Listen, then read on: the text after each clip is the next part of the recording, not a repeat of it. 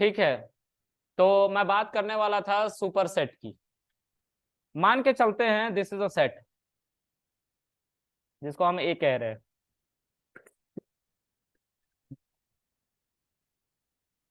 One two three four five six seven eight nine.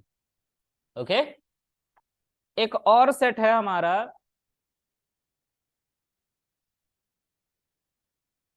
एक और set हमारा है यहाँ पे छोटा सा, जिसको हम बी कह रहे हैं। ठीक है, ये ब्लर हो गया है ना स्क्रीन, ये हो रहा है ये ब्लर।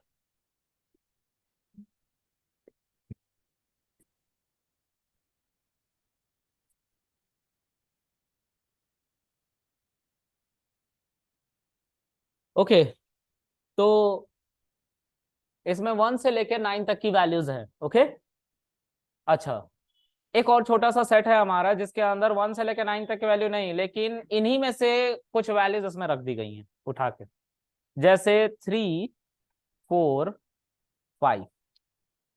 अब बताइए आप लोग कि कौन सुपर सेट है और कौन सबसेट है। ओके, ए सुपर सेट है और बी सबसेट है। सुपर सेट को पेरेंट सेट भी कहते हैं और सबसेट को चाइल्ड सेट भी कहते हैं। तो इंटरव्यूअर ये ट्रिक करता है ये पूछने के लिए कि what is parent set and what is child set, where we implement in Python. तो आपको सिंपली बोलना है कि सेट और फ्रोजन सेट के अंदर इसका इंप्लीमेंटेशन होता है और पेरेंट सेट को सुपर सेट कहते हैं, ठीक है, और चाइल्ड सेट को सबसेट कहते हैं। ठीक है, ऑल राइट। क्योंकि हमने सुना नहीं होता ना, तो हम जानते हुए भी कभी कभी आंसर नहीं कर पाते हैं। जैसे एक, अभी इसके बाद बताऊंगा, ये खत्म होगा डेटा टाइप तो याद दिलाना, ठीक है, क्वेश्चन है उसको बताऊंगा। ऑल राइट, अब इसके अंदर जो है हमारा लेट्स से बी है। ठीक है, तो अभी आप लोग को क्या लगता है कि क्या ए क्या सुपर सेट है बी का? नहीं है, क्योंकि ए के अंदर क्या है 1 2 3 और बी के अंदर क्या है, मैच हो रहा है इसे। ओके, चलो मैच करा लेते हैं थोड़ा सा, पहले ऐसा कर लेते हैं 4 5 6। अभी मैच हो रहा है पूरा का पूरा एलिमेंट? नहीं हो रहा ना, थोड़ा सा और इसको बढ़ाते हैं तो देखो इसको चलाने पे फॉल्स आएगा अभी तो।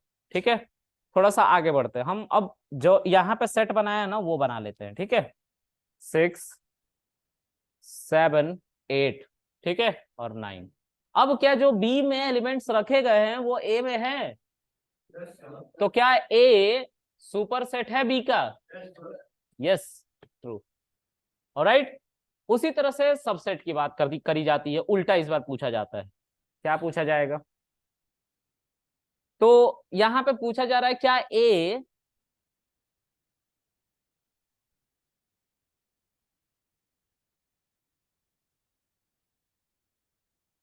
सबसेट है बी का? ए सबसेट है बी का? नो, क्योंकि ए के अंदर बहुत सारे एलिमेंट है और बी के अंदर उतने एलिमेंट है ही नहीं, तो ये फॉल्स दे देगा।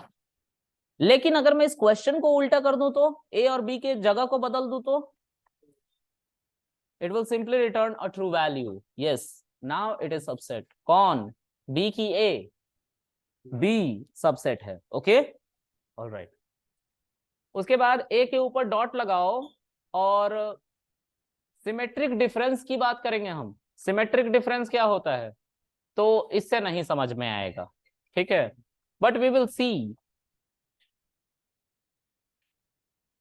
देखो, डिफरेंस का मतलब था कि कॉमन पार्ट को हम कैंसिल आउट कर देंगे और जो शुरू में लिखा होगा वैल्यू यानी कि ए माइनस बी करते थे, तो ए में जो एलिमेंट बच जाते थे कॉमन पार्ट को कैंसिल आउट करने के बाद वो प्रिंट हो जाता था। बट व्हाट अबाउट दिस, ये भी मुझे चाहिए।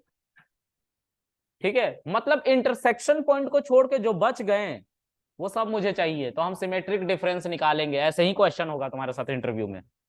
How can we calculate, how can we calculate remaining part after removing intersection point from a set, ऐसे करके क्वेश्चन पूछते हैं वो लोग। तो तुम्हें इस सेट थियरी, इस सेट डेटा टाइप के बारे में जिक्र करनी पड़ेगी। ठीक है, सिमेट्रिक डिफरेंस मेथड का सिर्फ एक नाम लेना है कि सिमेट्रिक डिफरेंस मेथड से कर लेंगे हम, क्योंकि डिफरेंस और सिमेट्रिक डिफरेंस में ज्यादा डिफरेंस नहीं है। इसलिए कंफ्यूज करना आसान होता है। देखो यार गाइस, इंटरव्यू का एक नियम है कि इतना बेसिक पूछो कि उस बंदे को पता है लेकिन फिर भी आंसर ना कर पाए, क्योंकि इंटरव्यू में किसी के पास इतना फुर्सत नहीं है कि तुमको एक बड़ा सा क्वेश्चन दे देगा और बोलेगा कि ठीक है आधा घंटा लगा कर सॉल्व करो और मैं उसको चेक करने आऊंगा। बहुत टाइम उसका भी जाएगा, उसको 1 घंटे में 10-20 क्वेश्चन पूछने होते हैं। ठीक है, तो वो छोटे छोटे क्वेश्चन पूछता है, और छोटे छोटे ऐसे बारीक क्वेश्चन पूछेगा जो अगर तुमने कोडिंग की होगी तो तुम्हारे लाइफ में प्रॉब्लम आई होगी, और तुमने कोडिंग नहीं की होगी तो तुम आंसर भी नहीं करोगे। उसको पता है तुम सर्टिफिकेशन करके आए हो, क्योंकि तुमने रेज्यूमे में वो लिख रखा है, तो उसको पता है तुम्हारा डेटा टाइप से तुम अवेयर हो, उसको पता है तुम्हें लूप चलाना आता है, लेकिन उसको ये भी पता है कि इसको कॉन्सेप्ट नहीं आता है। समझ में आ रहा है? तो वो कॉन्सेप्ट ही तो पूछ रहा है, और क्या पूछ रहा है। 1 घंटे में क्या ही चेक कर लूंगा मैं किसी को कि वो कितना कोडिंग जानता है। ठीक है, तो बहुत बारीक क्वेश्चन हो जाते हैं। मेरे अंकल है Java architect, TCS America Pennsylvania में। वो उनसे क्वेश्चन पूछा था कि विनोद, 2 को अगर हम मल्टीप्लाई करके 10 लाना चाहते हैं लेकिन मल्टीप्लीकेशन का यूज नहीं करना है तो कैसे होगा। 2 को मल्टीप्लाई करना है एक ऐसी वैल्यू से कि 10 आ जाए, मतलब सिंपल समझ में आ रहा है कि 5 से मल्टीप्लाई करेंगे, लेकिन मुझे मल्टीप्लीकेशन का यूज नहीं करना है, तो कैसे करोगे इसका आंसर।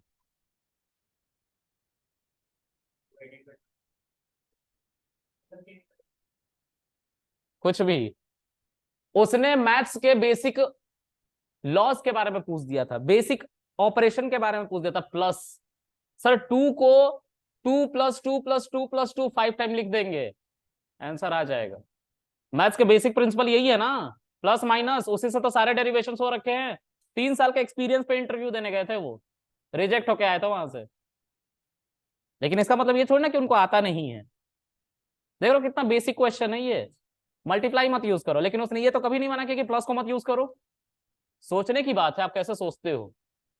ठीक है, चलो जो भी है।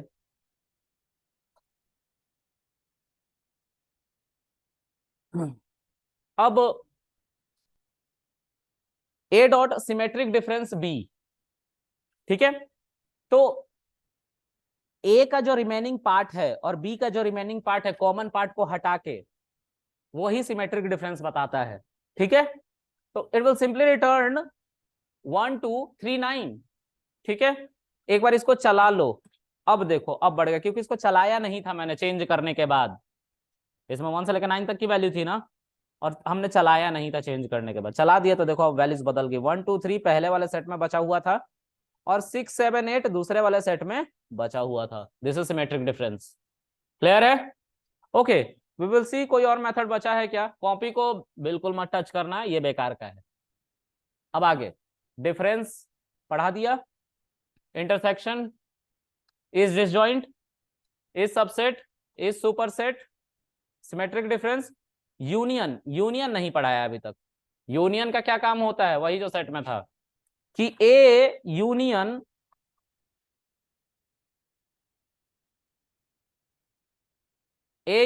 बी। तो ए में जो वैल्यूज है और बी में जो वैल्यूज है, जो कॉमन पार्ट है वो 2 बार आएंगे तो उसको हटा देना, एक ही बार रखना है। मतलब सारी वैल्यू को एक एक बार प्रिंट कर देना दोनों में से। तो 1 से लेके 8 तक की वैल्यू प्रिंट हो जाएगी। 4 5 कॉमन थे ना, 2 बार आ रहे थे, लेकिन एक ही बार रखना है बस। ठीक है, ये यूनियन है, मतलब पूरे सेट को मर्ज कर दो अब। ठीक है, ये बिल्कुल वही मेथड्स थे जो सेट के अंदर पढ़ाए थे, और कुछ नहीं थे। अब जो मैं स्टेटमेंट देने वाला वो ये है कि फ्रोजन सेट तुम जिंदगी में यूज नहीं करोगे।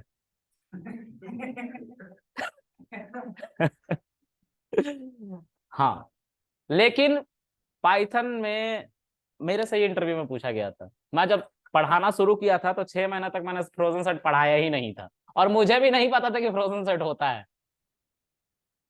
लेकिन फ्रोजन सेट है।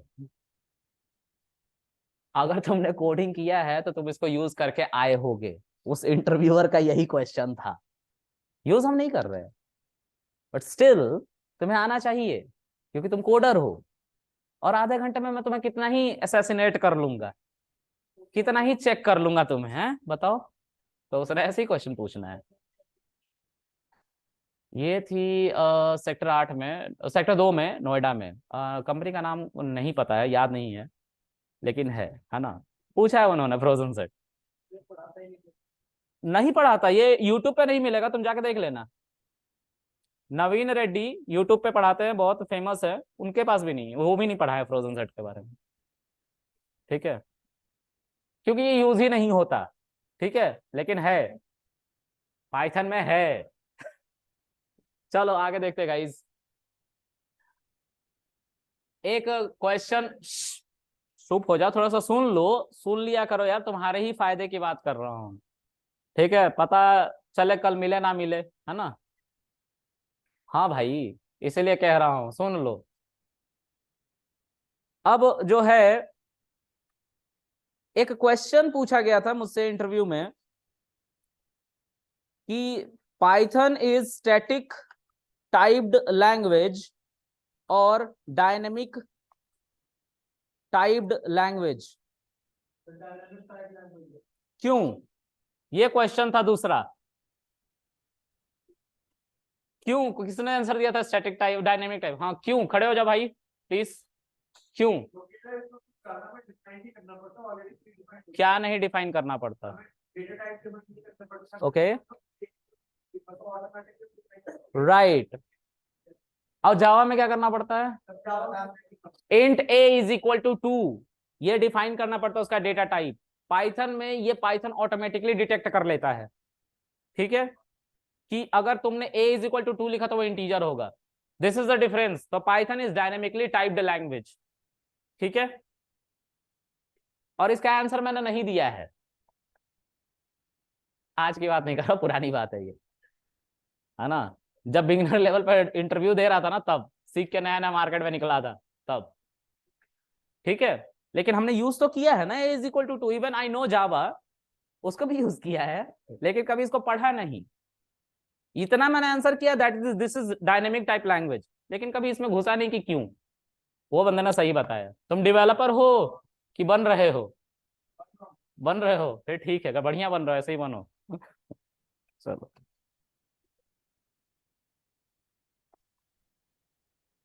तो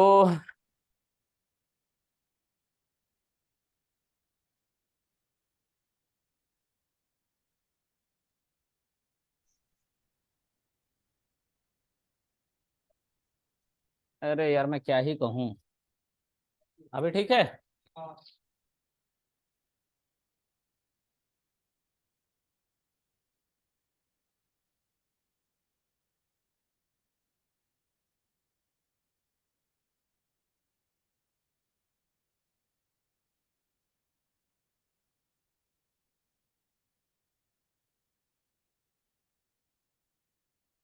स्पेलिंग देख लेना यार, स्पेलिंग बहुत गलती करता हूँ मैं। असाइन की स्पेलिंग क्या होती है? जी एन ना, सही लिखा था ना पहले? ओके, तो ये जो है, असाइनिंग से पहले हम नहीं यूज करते हैं, मतलब इंट फ्लोट और डबल जैसे जावा में हो रहा होता है। पाइथन में ऐसा नहीं होता, पाइथन ऑटोमेटिकली डिटेक्ट करता है इन सब चीजों को। ठीक है, तो Python is dynamically typed language. देखो कितना टफ था ये, इसमें कोडिंग से कुछ लेना देना है क्या? लेकिन कितना बेसिक पूछा मेरे से। ठीक है, यही हो रहा होता है इंटरव्यू में। चलो, फ्रोजन सेट के बारे में हमने पढ़ लिया। Today we will start one more data type, we have some time. और ये है डिक्शनरी गाइस। ठीक है, क्या हो गया सरदार जी, क्यों बात कर रहे हो? नहीं बात कर रहे? अच्छा, तो कौन बात करा, बता दो फिर। अच्छा, नोटिस तो किया, पंगा नहीं लेना चाहता।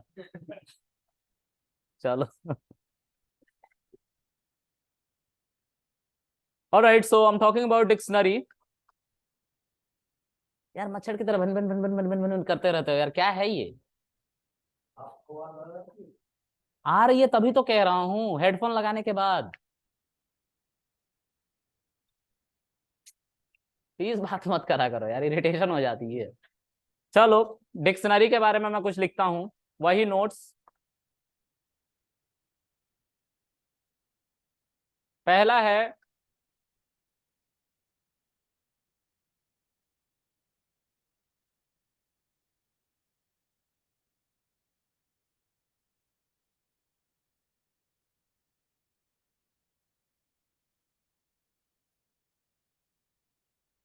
फिर बात कर रहे हैं यार।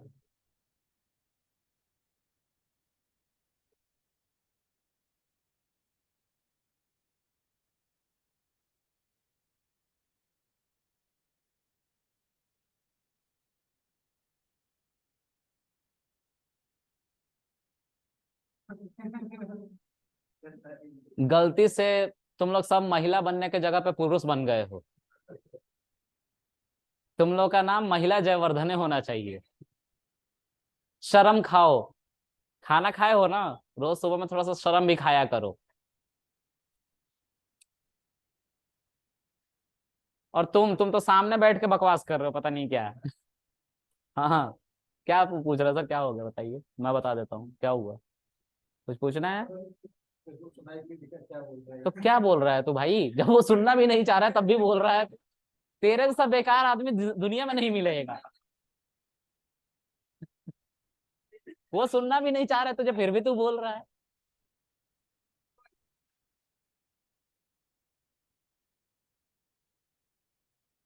अब चुप हो जा भाई प्लीज, मैं लिख लूं इसे, नहीं तो छूट जाएगा कोई टॉपिक ना, प्लीज।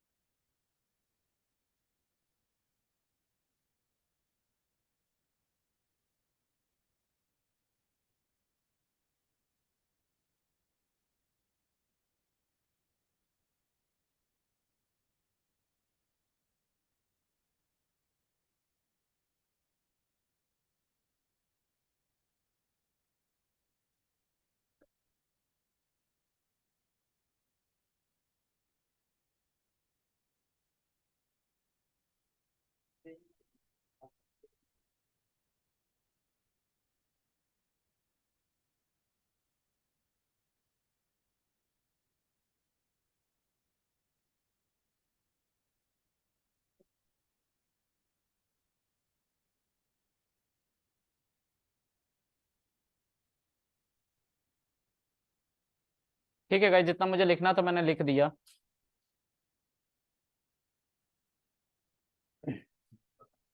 देखो,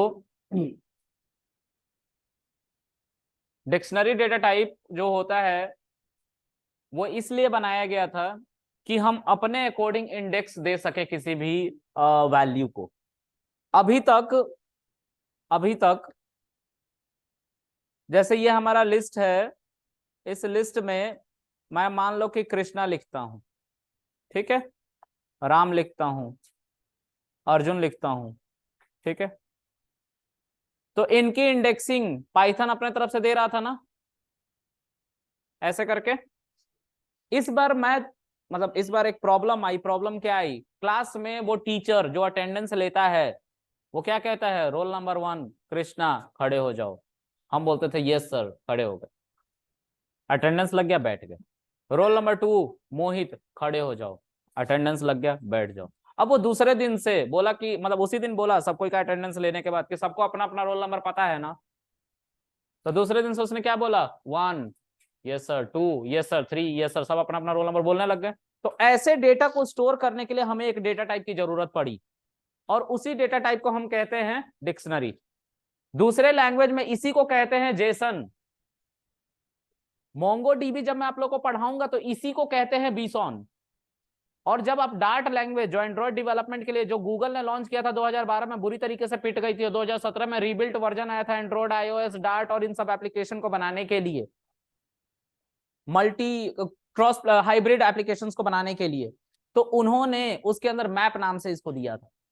जो लैंग्वेज मुझे आती है उनके बारे में ही सिर्फ बात कर रहा हूँ, बाकी और भी होंगे, बिल्कुल होंगे, सब डेटा टाइप में ये होगा, लेकिन जितना मुझे लैंग्वेज आता है उसको लेके मैं बात कर रहा हूँ। ठीक है, तो उसमें इनको अलग अलग नाम से भी जाना जाता है। ठीक है, चलो आगे बढ़ते हैं। अब जो है इन पॉइंट्स को मैं प्रूव करता हूं। पहला क्या था, constructor, of course we always start from constructor, okay, then उसके लिटरल से हम बात करते हैं। It has literal curly bracket. आप लोग कंफ्यूज ये मत सोच के होना कि जो हमारा सेट है वो भी कर्ली ब्रैकेट यूज कर रहा था, लेकिन वहां पे तो हम कह रहे थे यार कर्ली ब्रैकेट इसका लिटरल नहीं है सेट का, फिर भी हम यूज कर रहे थे। तो मैंने तभी बोला था कि ये डिक्शनरी से बोरो करता है जब इसको एलिमेंट्स रखने होते हैं। यहां पे हमने ऐसा कुछ लिखा ही नहीं है, देखो इसमें कुछ ऐसा लिखा है क्या? कहीं पे एलिमेंट लिखा है? मैंने आइटम लिखा है जो की और वैल्यू के कॉम्बो में आता है। तो लिखने के तरीके से पाइथन डिफरेंशिएट करता है कि ये सेट है, ये डिक्शनरी है। ठीक है, आई विल प्रूव इट। मैं एक एक करके आगे बढ़ता हूं, ठीक है।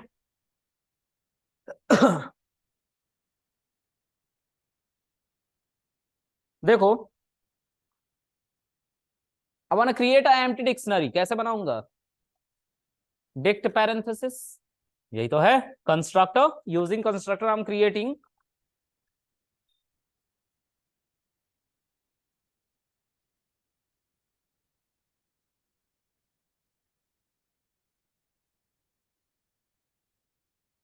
ठीक है, और जब मैं इसको प्रिंट करूंगा I will simply get dict parenthesis. Is it? Dict parenthesis मिल जाएगा ना मुझे? कर्ली ब्रैकेट मिलेगा, क्यों? हाँ, लिटरल अगर अवेलेबल है तो कंस्ट्रक्टर की मदद से अगर आप एम्प्टी डिक्शनरी बना भी लेते हो तो लिटरल में आंसर आएगा, लेकिन अगर लिटरल अवेलेबल नहीं है तो क्या आएगा? कंस्ट्रक्टर ही उठ के आ जाएगा। ठीक है, तो यहाँ पे लिटरल था, कर्ली ब्रैकेट आया ना। ओके, अब फिर से वही सारे क्वेश्चन। इंटरव्यूअर आपसे पूछेगा कि अच्छा प्रूव करो ये डिक्शनरी है। कैसे प्रूव करोगे? टाइप फंक्शन की मदद से आप क्या करोगे? प्रूफ करोगे। और इसको प्रिंट फंक्शन के अंदर लिखोगे तो ये क्या बोलेगा? Class dict. डिक्ट बोलेगा कि इसका एड्रेस क्या है मुझे बताओ, तो मैं क्या करूंगा? वो बोलेगा अच्छा बताओ इसके अंदर आइटम्स हैं कि नहीं है, तो हम लेन फंक्शन का ही यूज करके आइटम का भी पता करते हैं। It will simply return me zero. क्या? जीरो। कोई आइटम नहीं था, खाली था। ठीक है, ये क्लियर है इतना? सेम चीजें, nothing change, using literal now. हम क्या बनाना चाहते हैं? एक एम्प्टी डिक्शनरी बनाना चाहते हैं। बन गया? बन गया ना? अब चलाऊंगा तो इसका भी सेम आंसर वैसे ही सब। दो तरीके से हम यहाँ पे एम्प्टी डिक्शनरी फिर से बना सकते हैं क्योंकि इसके पास लिटरल भी था। ओके, तो दो हमने एम्प्टी डिक्शनरी दो तरीके से बनाया और सब कुछ चेक किया जो हमने पहले चेक किया था। ठीक है, हाँ जी मैम। नहीं मैम, अभी चल रहा है, 12 बजे तक चलेगा ये बैच। ठीक है मैम।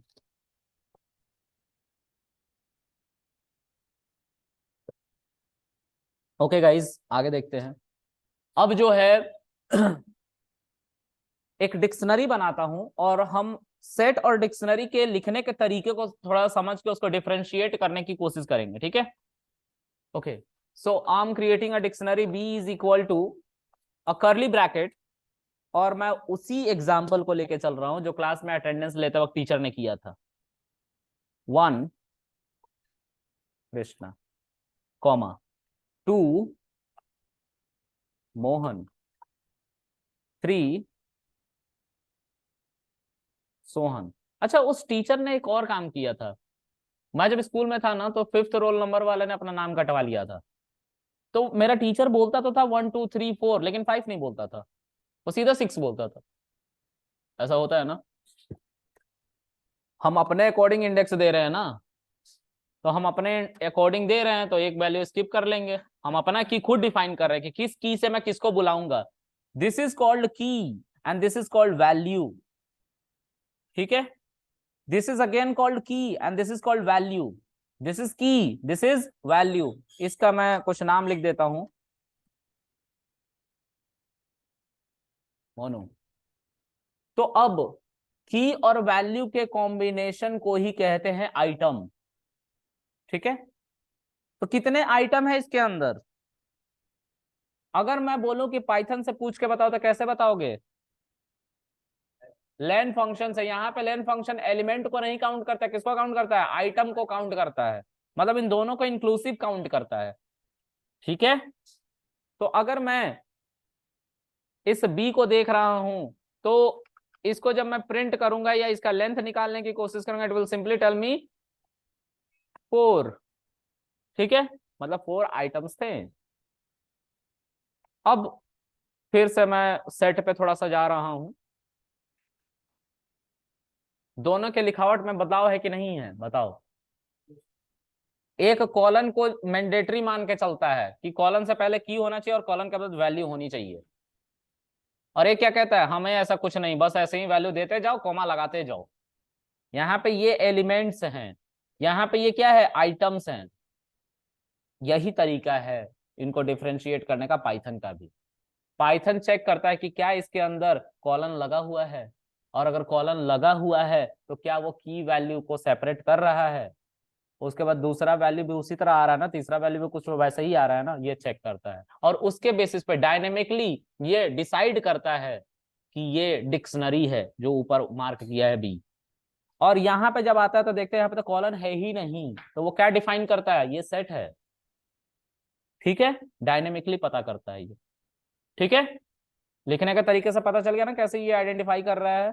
तो इसीलिए मैं सेट पढ़ाते समय कह रहा था कि करली ब्रैकेट बोरो करता है कहां से, डिक्शनरी से, क्योंकि लिटरल किसका है ये, डिक्शनरी का। तो बोरो कौन करेगा, सेट। कब बोरो करता था वो, जब उसे एलिमेंट रखने होते थे तब। खाली जब होता था तब नहीं वो दिखाता था करली ब्रैकेट, तब तो सेट पैरेंथेसिस दिखाता था ना खाली के समय। लेकिन एक भी एलिमेंट आ जाने के बाद वो क्या करने लगता था, दिखाने लगता था सेट करली ब्रैकेट के अंदर, ठीक है।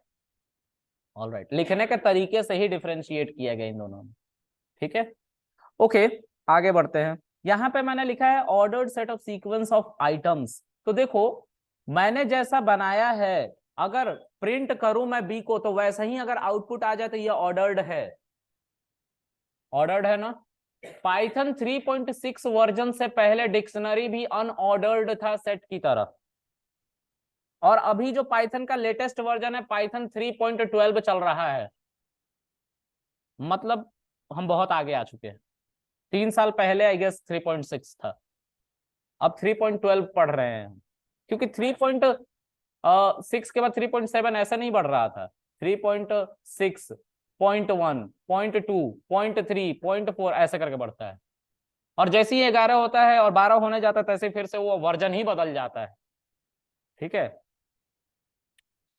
तो पाइथन 3.6 से पहले डिक्शनरी और सेट दोनों अनऑर्डर्ड थे, ठीक है। एक और बात का याद रखेंगे, क्या है सर, डिक्शनरी का जो की होगा, these are keys, okay, these are keys. Keys वही डेटा हो सकते हैं सिर्फ जो इम्यूटेबल हो।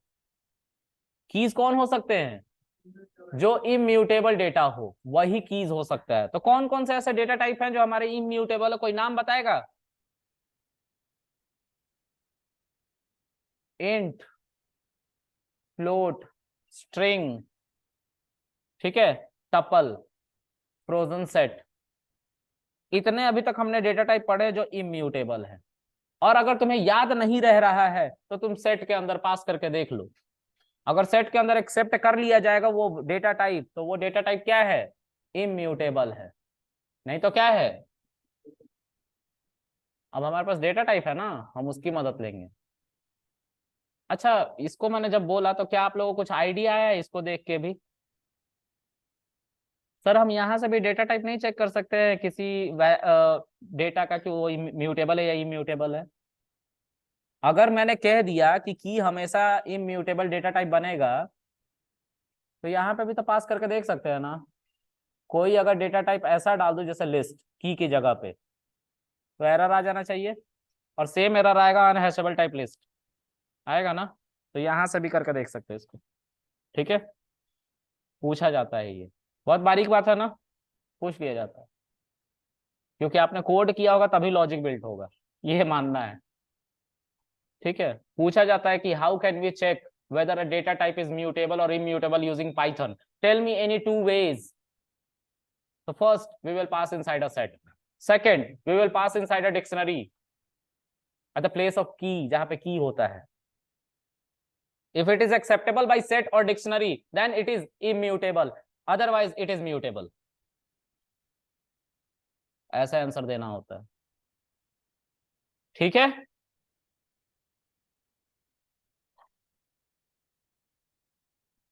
आगे देखते हैं गाइस। मुझे नहीं लगता कि आज डिक्शनरी हो पाएगा। एक काम कर देते हैं, आज के लिए रहने देते हैं, ठीक है। कुछ आगे पढ़ाऊंगा तो सब मैच करेगा ना, क्योंकि ऑर्डर्ड फिर उसके बाद इंडेक्सिंग और फिर स्लाइसिंग को नहीं सपोर्ट करता है, तो मिस मैच होने लग जाएगा। कल पढ़ते हैं इसको, ठीक है। आज डिक्शनरी बनाना सीखा है, इस पॉइंट को जरूर याद करना, ठीक है। नोट डाउन मत कीजिए, I will provide you link जहां पे आपको ये मिल जाएगा। मैं अभी प्रोवाइड कर देता हूँ, सब ऑनलाइन रहो। ए चुप हो जाओ सब, सब ऑनलाइन रहो, ठीक है। अभी मैं लिंक प्रोवाइड कर रहा हूँ।